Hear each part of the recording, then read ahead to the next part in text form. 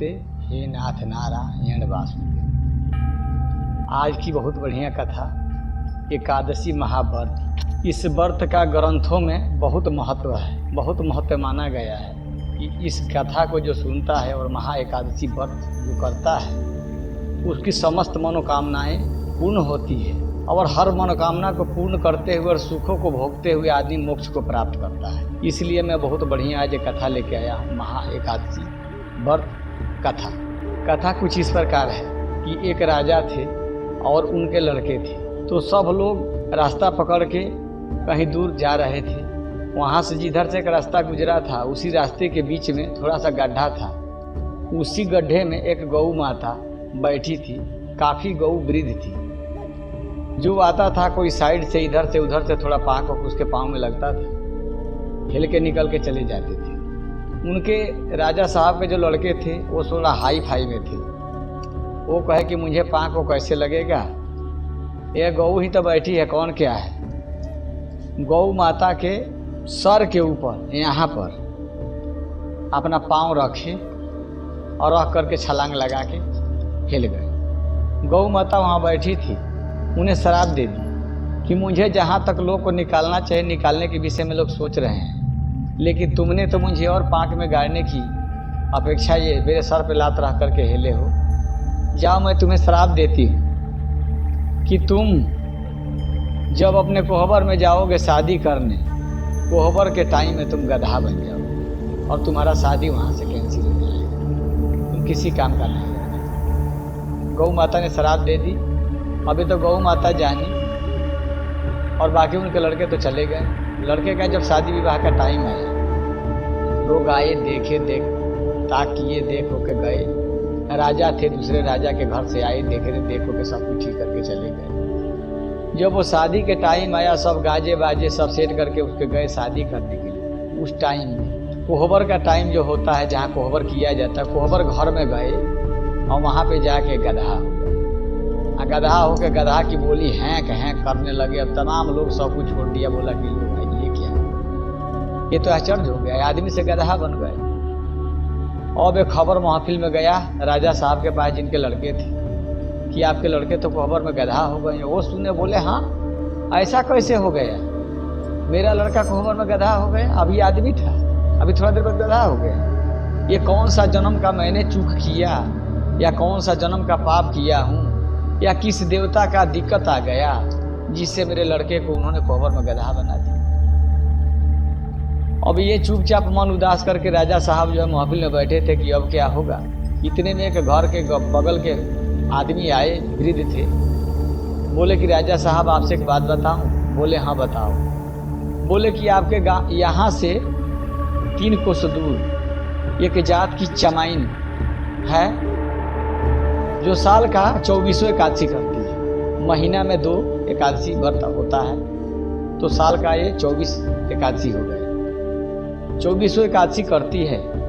उसके एकादशी करने से इतना फल पूर्ण की प्राप्ति है कि वो चाहे तो आपके लड़के को ठीक कर सकती है, फिर से उनसे आदमी बना सकती है, आपको उसके पास जाना पड़ेगा। राजा साहब बोले ठीक है भाई, औलाद के लिए तो हर आदमी माँ बाप न जाने क्या से क्या करते हैं कि ताकि मेरे औलाद को कुछ ना हो। इतना बड़ा बात कह दी, अगर मेरा बच्चा ठीक हो जाएगा तो मैं उनके पास जा रहा हूँ। मंत्री को लिए गाड़ी लिए चले गए तो वहाँ जाते जाते सुबह हो गया। बारात की विधि वहीं 1-2 दिन और बढ़ गई, क्योंकि शादी तो हुआ नहीं, शादी में दूसरा ही हो गया। गए तो चमैन थी, चमैन अपने घर में बैठी थी। लोग बताए कि राजा साहब आए हैं। वो समझ गई थी, उनके तपोबल से वो देख ली थी कि किस लिए आए हैं, क्या कारण है। बोली कि उनसे पूछने की जरूरत नहीं, मैं समझ गई किस लिए आए हैं। उनसे बोल दो बैठे। बैठी तब तक के खाना बनाई, दाल भात पूरी सब्जी कचौड़ी सारा चीज़ बना के थाली में परोस कर ली। बोली कि राजा साहब ये पहले भोजन कीजिए। वो बोले भोजन तो मैं बाद में करूँगा, पहले मेरी विनती तो सुनो। बोले विनती मुझे सुनने की जरूरत नहीं, मैं आपकी सारी विनती बाद में सुन लूँगी, लेकिन पहले आप भोजन कीजिए, इसके बाद आपकी विनती सुनूंगी। आप जो कहोगे, जहाँ चलोगे चलूँगी। आज जो मेरे तपोबल से होने वाला होगा उतना मैं करूँगी। जब सारा खाना वाना दे दी तो वो तो देख रही थी कि राजा साहब भेदभाव करते हैं या खाते हैं मेरे घर। अगर भेदभाव होता तो उनके लड़के को ठीक नहीं करूंगी।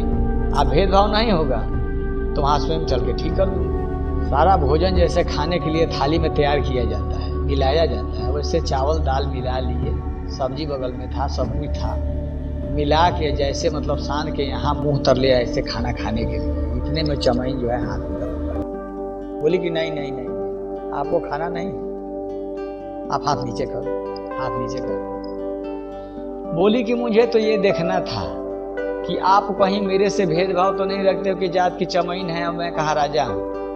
आपने खाना खा लिया और आपको अपना भोजन भी नहीं करा। आपको तो मैं देख रही थी, अब खाना रखिए, हाथ धुलिए, हाथ धोई, कपड़ा दी, साफ कीजिए। अब बोलिए कि अब बताइए क्या आपको प्रॉब्लम है। राजा साहब बताए कि देखो बड़े खुशी के साथ गाजे बाजे लेके मैं फलाना गांव का राजा हूँ, फलाने गांव के राजा के घर आया हूँ, फलाने राजा की लड़की से शादी करने के लिए। मैं लड़के वाला हूँ, मेरा लड़का कोहबर घर में आके और गधा बन गया। बोले कि आपने किसी जन्म का चूक किया है। राजा बोले कि नहीं, मैं तो किसी जन्म का चूक नहीं किया, या किया भी हूं तो मेरे को ध्यान नहीं, क्योंकि आदमी भूल जाता है। वो बोली कि या तो आप नहीं चूक किए हो तो आपके लड़के चूक किए हैं। फिर थोड़ी देर के लिए अपना आंख ऐसे बंद की, बंद करके तपोबल से देखी। बोली कि देखो राजा जी, ये उस समय की बात है जो एक गौ माता गड्ढे में घसी थी, उनको लोग उठाने निकालने को सोच रहे थे। उसी समय में आपके लड़के जा रहे थे, सूट बूट जूता मोजा पहने थे, और बगल से नहीं निकले कि पाक लग जाएगा, पानी लग जाएगा, मेरा कपड़ा खराब हो जाएगा। उसने गौ माता के सर के ऊपर लात रख के और पार कर गए। वहीं गौ माता ने शराप दे दी कि जाओ, मैं तुम्हें शराप देती हूँ कि तुम कोहबर घर में जाके गधा बन जाओ। उन्हीं का शराप है। अब मुझे चल के सवरण करना पड़ेगा। तो 2481 साल का की थी, वो विष्णु भगवान को समस्त देवता को अर्पित की। अर्पित करके पानी रखी थी, पानी पढ़ी, पानी पढ़ के उनके देह पर जब छिड़की तो फिर गधा से आदमी बन गया, उनका शरीर सुवर्ण हो गया। राजा साहब बोले कि अब बताओ आपको क्या चाहिए, सोना चांदी रुपया पैसा। बोली कि राजा साहब मुझे कुछ नहीं चाहिए, मैं आपके एक लड़के थे, इनका जीवन आदमी से गधा हो गया था, इनको आदमी की जोनी में ले आ दी। अब मुझे इससे आगे कुछ नहीं चाहिए, मैं भगवान का भक्त हूँ, भगवान की भक्ति करती हूँ। इनसे भी कहिए, और आप जो है साल का 2481 कीजिए, ताकि आपके किसी और जन्म का पाप हो वो कट जाए। तो वो चमैनी कह के चली गई, ठीक कर दी। फिर राजा साहब अब लेके घर पे आए। घर पे आने के बाद अपने लड़के को, बच्चे को कहे कि भाई मैं जब तक अब जीवित हूँ तब तक मुझे महा एकादशी व्रत करना है। एकादशी व्रत महीने में 2 आता है, एक शुक्ल पक्ष का, कृष्ण पक्ष का, जिसको अजोर मास भी और अंधेरा मास भी कहते हैं। इसमें लोग व्रत रखते हैं, अब व्रत रख कर अनुष्ठान करते हैं अपना। अब ऐसे करते करते आदमी सारे सुखों को भोगता है और अंत में अपने मोक्ष को प्राप्त हो जाता है। उस आदमी को कोई दिक्कत, कोई तकलीफ, कोई कष्ट नहीं होता। शांताकारम भुजगस्यानम पद्मनाभम सुरेशम विश्वधार गगन शुभ मेघ वर्णम लक्ष्मीकांतम कमल नयनम वंदे भविष्णु सर्व लोक के एक नाथम। लाइक करें, शेयर करें और सब्सक्राइब करें और घंटा बजाएं।